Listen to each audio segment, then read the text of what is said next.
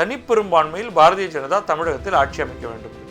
இன்னும் ஒரு 10 வருஷம் 15 வருஷம் தள்ளி கூட இருக்கலாம். ஸோ அதற்கு மீண்டும் இவர் தான் அதுலேயும் முக்கியமான ஒரு பங்கு அளிக்க போறார் அப்படின்னு நான் நினைக்கிறேன். பல இடங்களில் அவர் ஒரு கம்பேட்டிவ், அதாவது ஒரு போர்க்குணத்தோடு அவர் ரிப்போர்ட்டர்ஸை எதிர்கொண்டார். நம்மளே அவர்களை பார்த்தேன், அவர் நல்லா பண்ணுங்கன்னு சொன்னார் சார். இப்போ நமக்கு அந்த கான்ஸ்டிடன்சி நமக்கு தானே சார் அப்படின்னு போய் நயனார் நாகேந்திரன் சொன்னால் அவர் கோபம் தான் வரும். இப்போ நமக்கு அண்ணாமலையோட நயனார் நாகேந்திரன் பெட்டர்.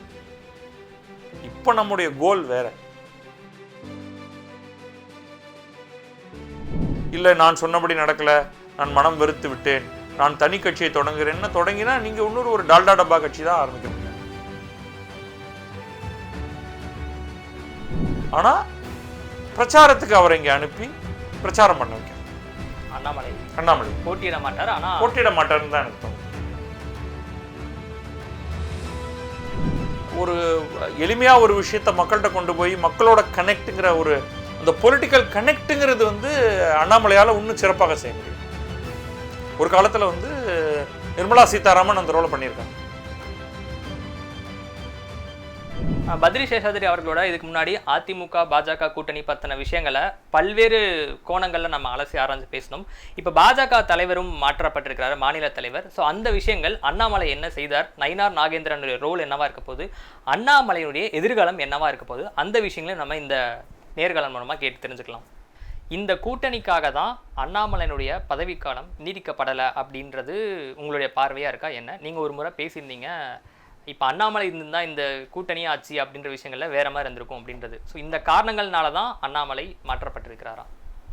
இல்லை, அதுவுமே ரெண்டு பக்கத்துலேருந்துமே அந்த முடிவு எடுக்கப்பட்டிருக்கலாம். இப்போ அண்ணாமலையே கூட்டணி அப்படின்னா நான் தலைவராக இருக்க விருப்பப்படலை அப்படின்னு அவர் சொன்னதாகவும் கேள்வி. இது எல்லாமே நம்ம ஒரு ஹேஷியத்தோட அடிப்படையில் தான் போகிறோம். ஏன்னா என்னுடைய நோக்கம் பாரதிய ஜனதாவை தனி கட்சியாக, ஆட்சி அமைக்கக்கூடிய கட்சியாக தமிழகத்தில் மாற்றுவது. இப்போ கூட்டணி தான் அப்படின்னா அதை சிறப்பாக செயல்படுத்தக்கூடிய பல பேர் இருக்காங்க, நீங்கள் அவங்கள வச்சுக்கங்க அப்படின்னு. ஆனால் அவருக்கு ஏஜ் இருக்குது, அவருக்கு நிறைய டைம் இருக்குது, அவருக்கு இன்னும் நல்ல ஈக்விட்டி இருக்குது. இப்போ பாரதிய ஜனதாவில் இந்தியா முழுக்க இருக்கக்கூடிய பல தலைவர்களுக்கு அவருடைய பேர் நன்றாக தெரிய வந்திருக்கிறது. ஏன்னா ஏதாவது ஒரு விதத்தில் அவர் ஆங்கிலத்தில் பேசியிருக்கிறத கேட்டிருப்பாங்க. உங்கள் தமிழ்நாட்டு தலைவர்கள் மிக குறைவாகத்தான் அந்த மாதிரி சரளமாக எல்லா மாநிலங்களுக்கும் அனுப்பிச்சுடுறாங்க, பிரச்சாரத்துக்கு எல்லா இடத்துக்கும். கர்நாடகத்திலலாம் அவர் கன்னடத்திலேயே பேசக்கூடியவர். அவர் அடுத்த சில வருடங்களில் நிச்சயமாக தன்னை கட்சிக்குள்ளே அதாவது ஆல் இண்டியா லெவலில் வளர்க்கறதுக்கான எல்லா இதுலையும் ஈடுபடுவார். இப்போ அந்த கேள்விதான். இப்போ தமிழ்நாட்டில் கடந்த அவருடைய டென்யூரில் பாஜகவில் அவர் என்னென்ன இலக்குகளை அடைஞ்சிருக்கிறாரு? ஒரு கட்சியாக நம்ம அதை மெஷர் பண்ணுறது கஷ்டம். ஃபஸ்ட்டு ஓட் ஷேரை அதிகப்படுத்தியிருக்கார். அதில் 1008 கணக்குகள் நீங்கள் போட்டாலும் பாரதிய ஜனதா பெற்ற வாக்குகள் அப்படிங்கிறது இதுவரைக்கும் அவர்கள் பெற்ற வாக்குகளை விட அதிகமானது. ஓகே, அடுத்து எக்கச்சக்கமான இளைஞர்களை ஈர்த்திருக்கார். அண்ணாமலைக்காக நான் பாரதிய ஜனதாவுக்கு வாக்களிக்க போகிறேன், அது கட்சியோட கொள்கை அது எதை பற்றியுமே தெரிஞ்சு கொள்ளாமல் அண்ணாமலைக்காக வாக்களிக்க போகிறேன்னு சொல்கிற ஒரு குறிப்பிட்ட சதவிகிதம், அது அண்ணாமலை ஆர்மி, அண்ணாமலை பக்தர்கள், அண்ணா அப்படின்னு அவங்க அழைக்கிறது, அது எல்லாமே. ஸோ ஒரு விரும்பத்தக்க ஒரு தலைவராக அவர் உருவாகியிருக்கார். ஒரு கரிஸ்மேட்டிக் தலைவர். இதை மெஷர் பண்ண முடியாது நீங்கள், அது நம்ம ஒரு குவாலிட்டேட்டிவாக தான் சொல்ல முடியும். கவர்ச்சிகரமான ஒரு தலைவராக அவர் இருக்கார். ஸோ ஏதோ ஒரு கட்டத்தில் அவர் அங்கே திரும்பி வருவார் அப்படிங்கிறது எல்லாருக்கும் தெரியும். இப்போ மற்ற தலைவர்களை அந்த அளவுக்கு ரொம்ப நெருக்கமாக இருக்கிறவங்கள தவிர மற்றவர்கள்லாம் தமிழிசை வந்தே ஆகணும் அப்படின்லாம் யாரும் ஒன்றும் கொடி பிடிக்கல.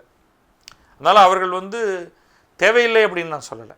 இப்போ நயினார் நாகேந்திரன் அவர் பதவியேற்ற அடுத்த நாள்லேருந்து அன்னிலேருந்தே படங்கள்லாம் பாரதிய ஜனதா லீடர்ஸ், தொண்டர்கள், கட்சிக்காரர்கள் போடக்கூடிய சோஷியல் மீடியா அட்வர்டைஸ்மெண்ட் எல்லாத்துலேயும் ரொம்ப இன்ட்ரெஸ்டிங்காக இருக்கும். நீங்கள் உங்களுக்கு நரேந்திர மோடி இருப்பார், நத்தா இருப்பார், சம்டைம்ஸ் அமித்ஷா இருப்பார். ஏன்னா இது ரெண்டும் பிரதமர், கட்சித் தலைவர், இன்றைக்கும் நத்தா தான் கட்சித் தலைவர், நயினார் நாகேந்திரன் அப்படின்னு.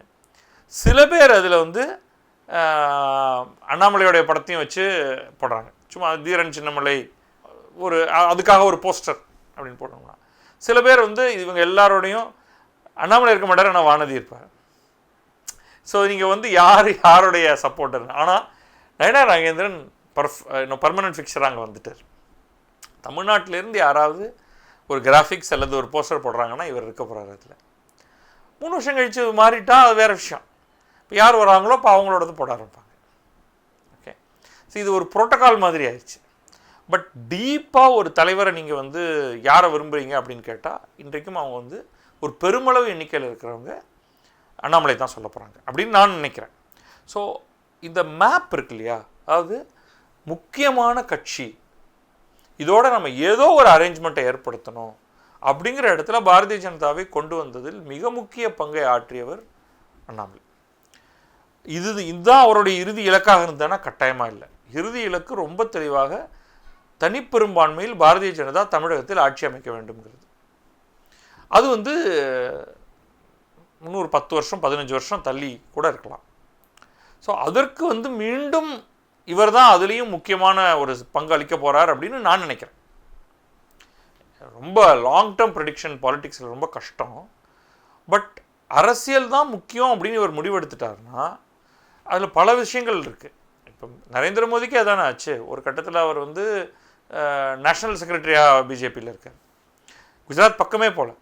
அப்புறம் ஒரு வாய்ப்பு வருது, அப்போ இவர் அங்கே போகிறார் இல்லையா.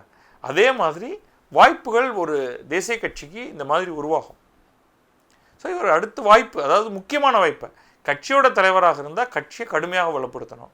அந்த வலுப்படுத்துறதுக்கான இடம் இருக்கா, தேர்தல் டு தேர்தல் நம்ம பார்த்துக்கிட்டு இருக்கும்போது இருக்கா அப்படின்னு பார்த்தா மேபி ரைட் நவ் இல்லை. அடுத்த ஒரு வருஷத்துக்கு திமுகவை தோற்கடிக்க வேண்டுமென்றால் அதிமுகவுடனான உறவு அப்படிங்கும் பொழுது இப்போ நீங்கள் பாரதிய ஜனதாவை பெரிதுபடுத்துவதில் இந்த இடத்துல இடம் இல்லாமல் போயிடுது.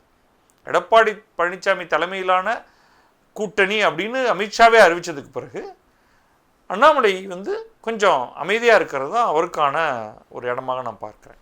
இப்போ நீங்கள் இப்போ சொன்ன பதில்கள்ல இருந்து என்ன புரிஞ்சுக்கலாம் அப்படின்னா, தமிழ்நாடு பாஜகவை தாண்டி அண்ணாமலை அவர் தன்னை வளர்த்து கொண்டாரா அப்படின்றது புரிஞ்சுக்கலாமா? ஏன்னா நீங்கள் 4-5 உதாரணங்கள் சொன்னீங்க. ஒரு இதில் என்னன்னா அண்ணாமலை ஒரு கரிஸ்மெட்டிக் லீடராக வந்துட்டார், நீங்கள் அண்ணாமலைக்கு ஓட்டு போடணும்னு சொல்கிறாங்க, ஒரு செக்டார் இருக்கான்றீங்க. அப்புறம் இந்த அலையன்ஸ் அனௌன்ஸ் பண்ணதுக்கு அப்புறமா நாங்கள் அண்ணாமலைக்கு ஆதரவான கருத்துக்களை அவருடைய ஆதரவாளர்கள் போடுறாங்க, ட்விட்டரில் போடுறாங்க அப்படின்னு சொல்கிறீங்க. அப்போ தமிழக பாஜகவை தாண்டி அண்ணாமலை தன்னை கொஞ்சம் முன்னிறுத்திக்கிட்டாரா அப்படின்றது? இல்லை, அவர் தன்னை முன்னிறுத்தி தான் அவர் வந்து இந்த எல்லாமே பண்ணார் இல்லையா. பாத யாத்திரையாக இருக்கட்டும், எல்லா விதத்துலேயுமே வந்து அண்ணாமலை தான் ஒரு பெரிய பிம்பமாக இருந்தார். அது தவறும் இல்லை. இதுக்கு பதிலாக அவர் தன்னை முன்னிறுத்தி கொள்ளலை. பாரதிய ஜனதா தமிழ்நாடுனாலே நான் தான் அப்படிங்கிறப்ப 2 பேரும் சேர்ந்து வளர்ந்தாங்க. வாக்குகள் பாரதிய ஜனதாவுக்கு தானே விழுது, ரைட்? அப்போ அண்ணாமலை வந்து நிச்சயமாக தன்னுடைய ஸ்டேச்சரை அதிகப்படுத்திக்கிட்டார். அவருக்கு ஒரு வாய்ப்பு கிடைத்தது. 3 வருடங்கள் அவர் தமிழக பாஜகவின் தலைவராக இருந்தார். அந்த சமயத்தில் அவர் கட்டாயமாக தன்னுடைய இமேஜை வளர்த்து கொண்டிருக்கிறார். அவருடைய இமேஜ் வளர்ந்துள்ளது. அவர் நிறைய மெஷர்ஸ் எடுத்தார், அதில் அவருடைய இமேஜ் வளர்ந்தது. கட்சியும் அதற்கேற்ப வளர்ந்தது. ஓகே, பல இடங்களில் அவர் வந்து ஒரு கம்பேட்டிவ், அதாவது ஒரு போர்க்குணத்தோடு அவர் ரிப்போர்ட்டர்ஸை எதிர்கொண்டார், எதிர்கட்சியை திமுகவை எதிர்கொண்டார். முக்கியமாக வந்து இந்த இருமொழி கொள்கை வந்தபோது ரொம்ப கடுமையாக அவர் வந்து ஏன் மும்மொழி கொள்கை கூடாது அப்படின்னு அது ஒரு கேம்பெயினாகவே மாற்றினார்.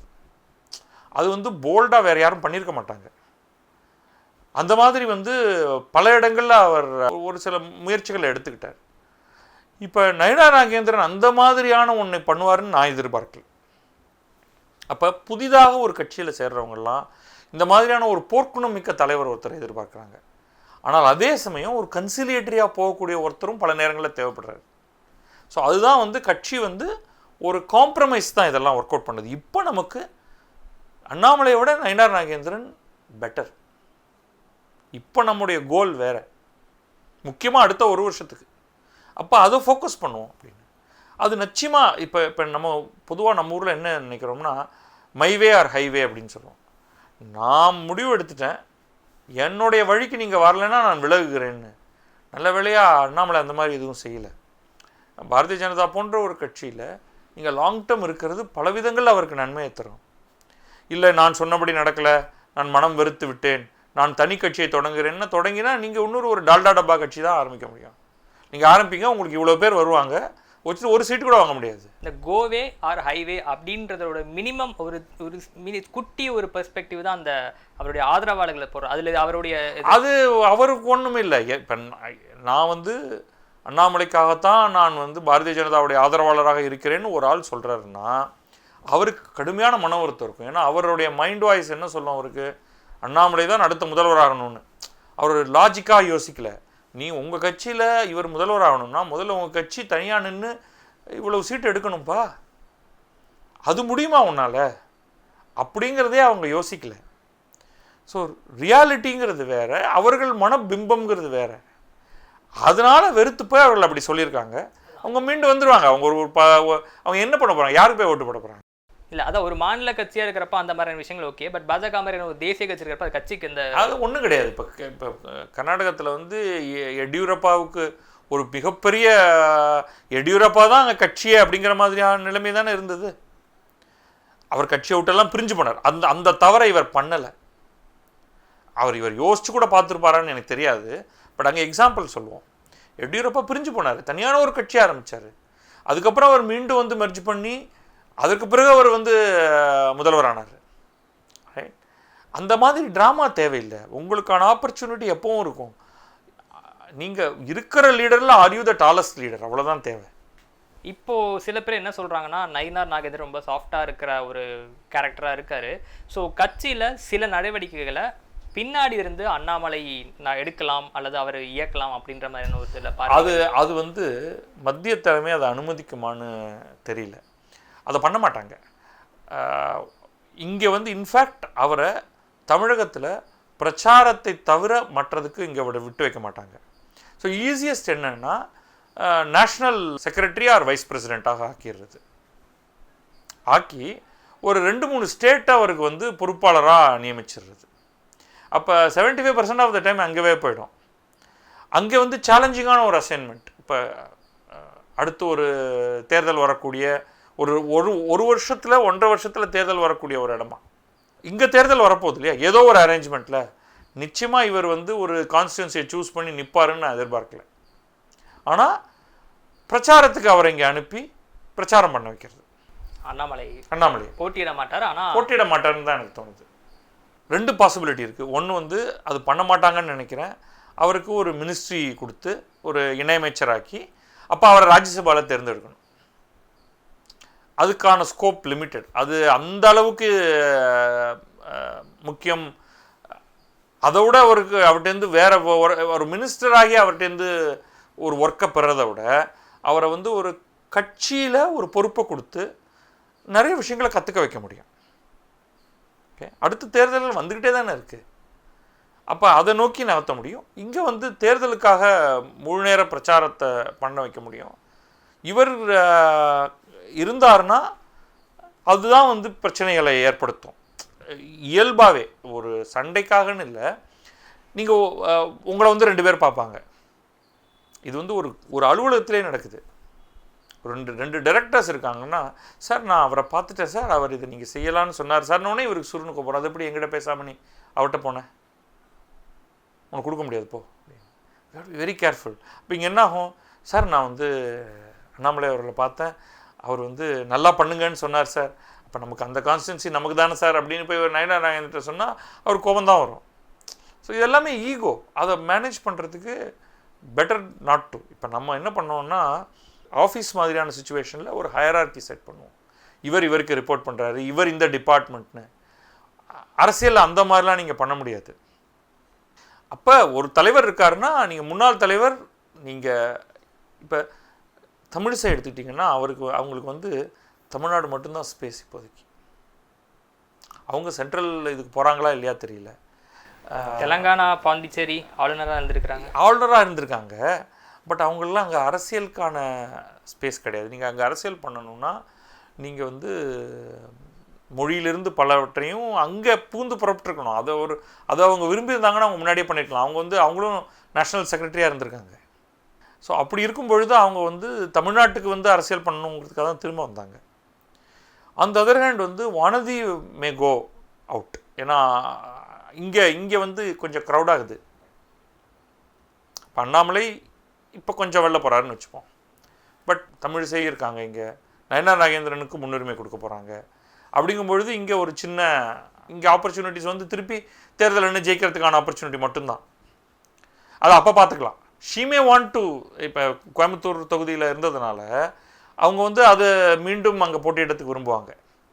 But Annamalai may not be interested இருந்தார். இப்போ போயிட்டு சும்மா உள்ளே உட்காந்து என்ன பண்ண போகிறோம், அவருடைய ஆம்பிஷன் வேறு. அதனால் அவர் வந்து 5 வருஷம் ஆனாலும் சரி, இன்னொரு 10 வருஷம் ஆனாலும் சரி, அப்போ நான் திரும்ப நான் இங்கே கட்சியை இன்னும் பெரிய அளவுக்கு கொண்டு போய் முதல்வர் வேட்பாளராக நான் போட்டியிடக்கூடும், அதுக்கு வந்து நான் இடங்களை பெறணும் அப்படிங்கிற ஒரு எண்ணம், விருப்பம் அவருக்கு இருக்கலாம்.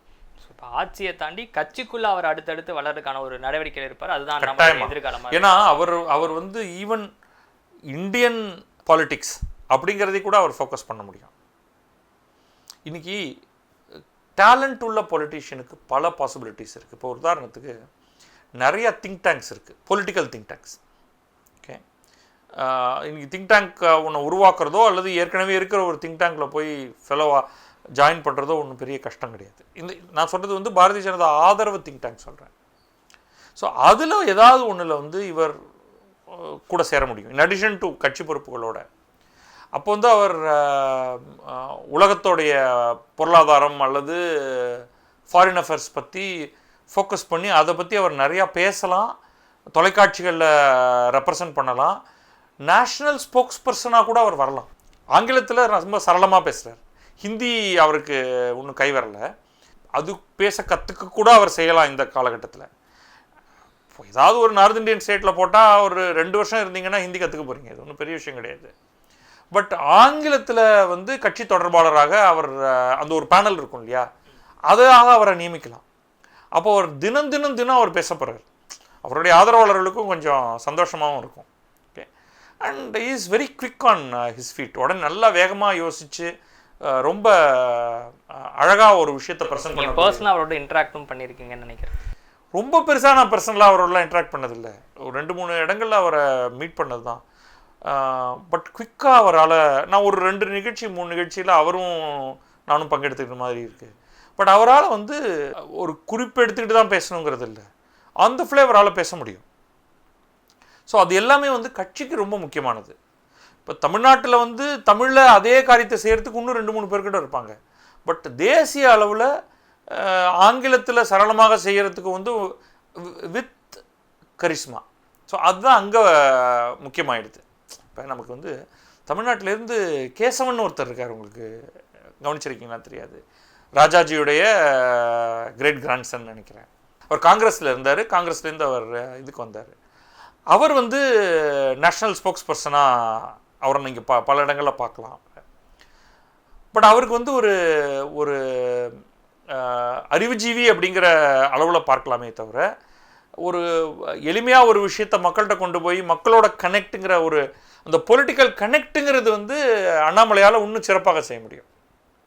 ஒரு காலத்தில் வந்து நிர்மலா சீதாராமன் அந்த ரோலை பண்ணியிருக்காங்க, நேஷ்னல் ஸ்போக்ஸ் பர்சனாக இருந்திருக்காங்க. ஆங்கிலத்துலேயும் ஹிந்திலையும் தமிழ்லையும் தெலுங்குலையும் பேசக்கூடியவங்க.